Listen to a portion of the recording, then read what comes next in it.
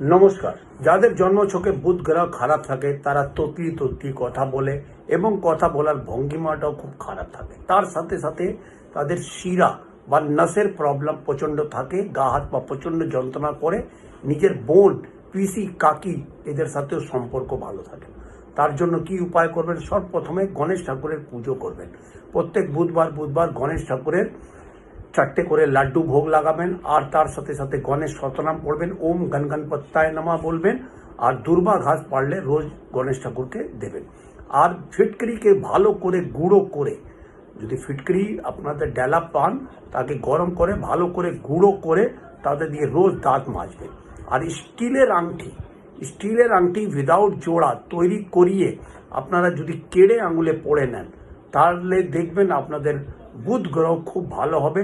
এই যে আপনাদের 3-4টে উপায় বললাম, এই উপায়গুলো করুন, ভালো লাভবান হবে।